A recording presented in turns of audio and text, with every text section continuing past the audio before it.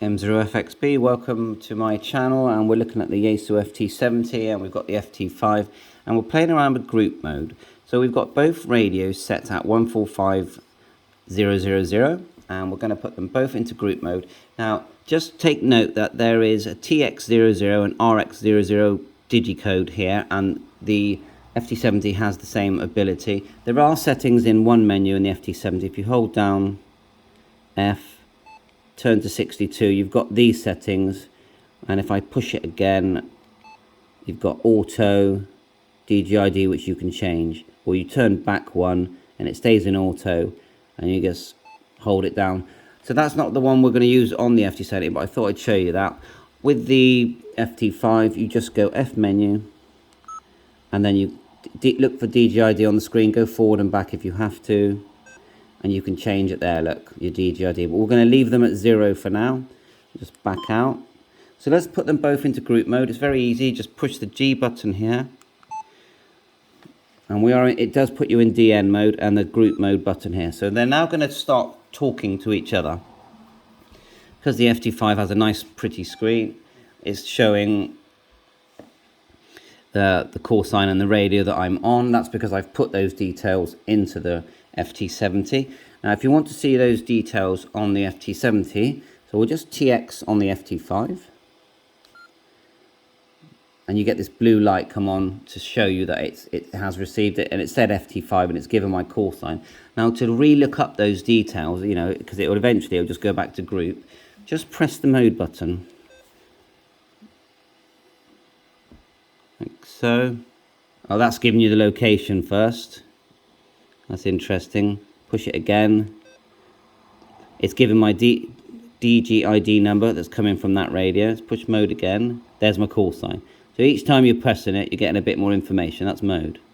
Another little trick is if you hold down the mode button on the FT70, you can actually change your DGID, and you can change it on transmit and receive. And so I'm sure if you're out doing some sort of DX expedition, that there's going to be an advantage to sometimes having a different number on TX than there is on RX, and that makes complete sense from a radio point of view. So I think it's a fantastic little feature. I have noticed that obviously you can have multiple windows opening up here. The other thing I've noticed, just come out of this one here. Now back out. It will actually start to show distance in kilometers or miles on the screen with the FT5, and it probably shows that here. I definitely know it shows your latitude, longitude credentials in the FT70, because I've seen that there is there 51.88, 2.00 west. Now another interesting thing before we finish, so we're back to just talking to each other. If we turn off one of the radios, so first of all I'll TX on this radio, okay, and tap the screen. Let's see. If we turn off one radio, if I turn off this, the FT5, what you'll see where my call sign is, and then to the left it says in, group mode in, and in means in range.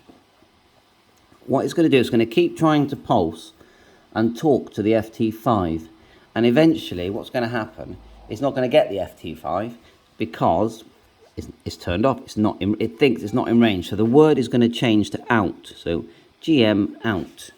Now if I turn this back on, I'll put it back into group mode. I mean, there's more to learn on this, but this is still good fun. So I turned it back on. We're in group mode. We need to wait for it to pulse, and look, it's gone back to in range, and it's working. And the other thing that maybe this reminded me of, I've got my FT7900 here, and it reminded me that this is the FM version of this. So if we come out for now, we've got ARTS, so it's something like auto responding system or something like that. So if we go hold it down, same frequency. Now it's not going to talk to those radios because it's not digital. This is an analog radio. It does exactly the same thing. See the way it says out of range? That's because it's out of range. Now if I grab my FT70 like so, I know it's a bit blurry. See if I can zoom it in a bit better.